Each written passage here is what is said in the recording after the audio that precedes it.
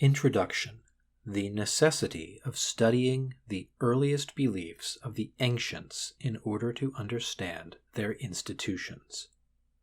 It is proposed here to show upon what principles and by what rules Greek and Roman society was governed.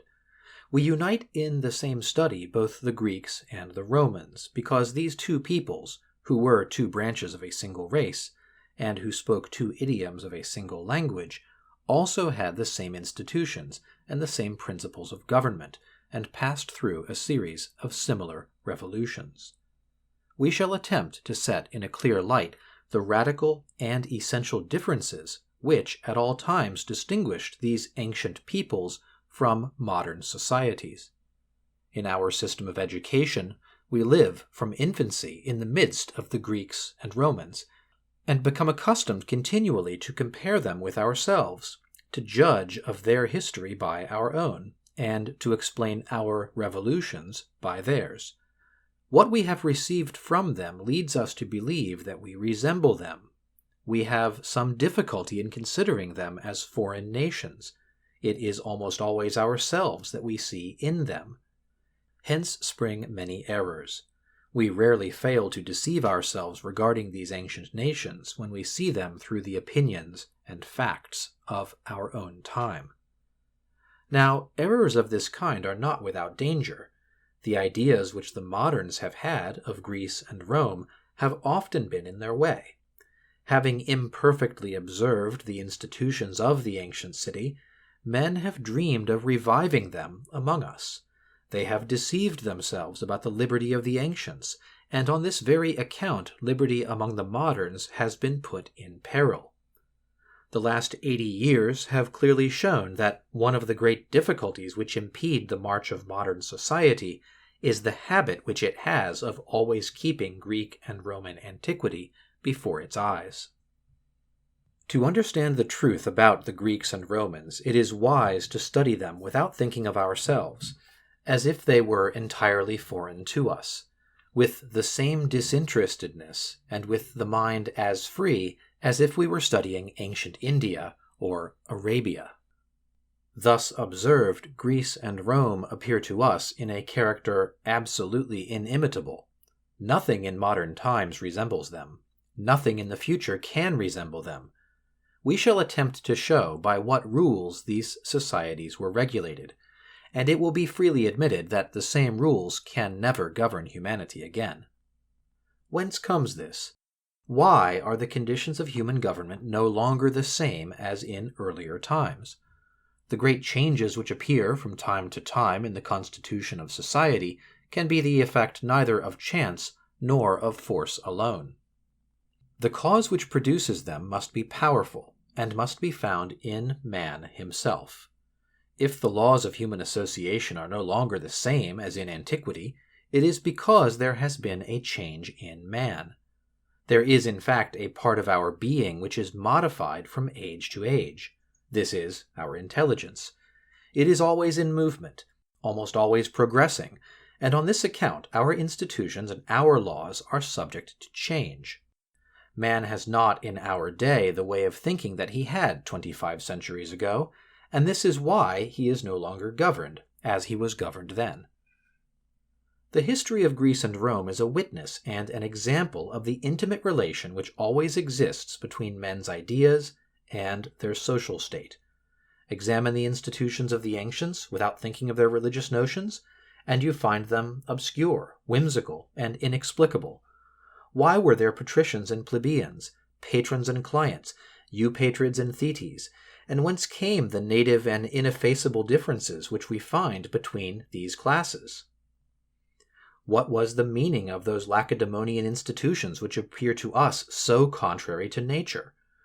How are we to explain those unjust caprices of ancient private law? At Corinth and at Thebes, the sale of land prohibited. At Athens and at Rome, an inequality in the succession between brother and sister. What did the jurists understand by agnation and by gens? Why those revolutions in the laws, those political revolutions? What was that singular patriotism which sometimes effaced every natural sentiment? What did they understand by that liberty of which they were always talking? How did it happen that institutions, so very different from anything of which we have an idea today, could become established and reign for so long a time? What is the superior principle which gave them authority over the minds of men? But by the side of these institutions and laws place the religious ideas of those times, and the facts at once become clear, and their explanation is no longer doubtful.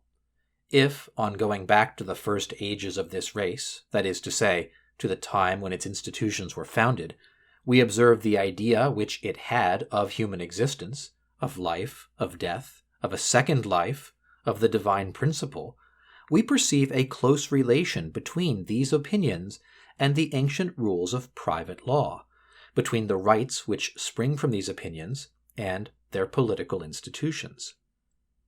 A comparison of beliefs and laws shows that a primitive religion constituted the Greek and Roman family, established marriage and paternal authority, fixed the order of relationship, and consecrated the right of property and the right of inheritance. This same religion, after having enlarged and extended the family, formed a still larger association, the city, and reigned in that as it had reigned in the family. From it came all the institutions as well as all the private law of the ancients. It was from this that the city received all its principles, its rules, its usages, and its magistracies. But, in the course of time, this ancient religion became modified or effaced, and private law and political institutions were modified with it. Then came a series of revolutions, and social changes regularly followed the development of knowledge.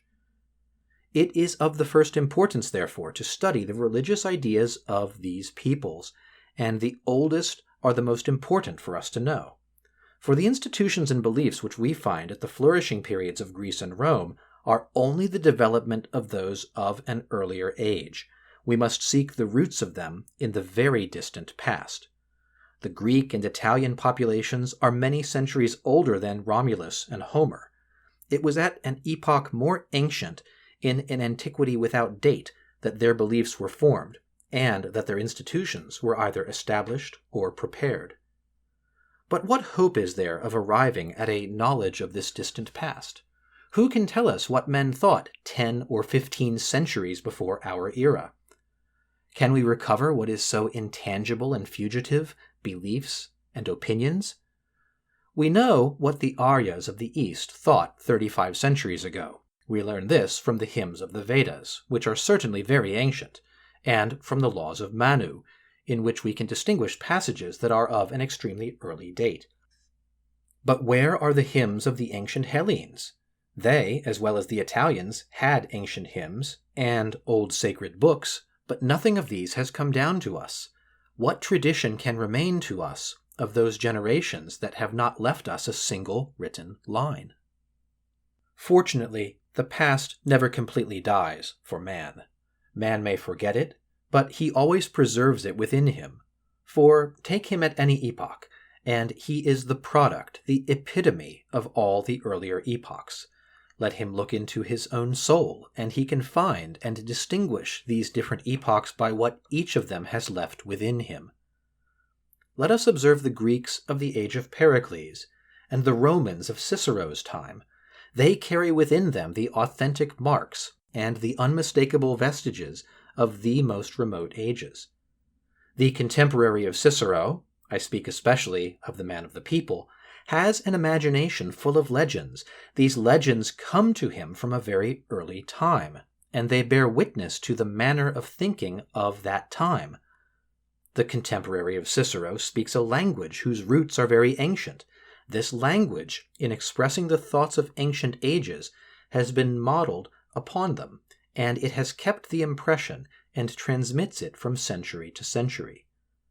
The primary sense of a root will sometimes reveal an ancient opinion or an ancient usage.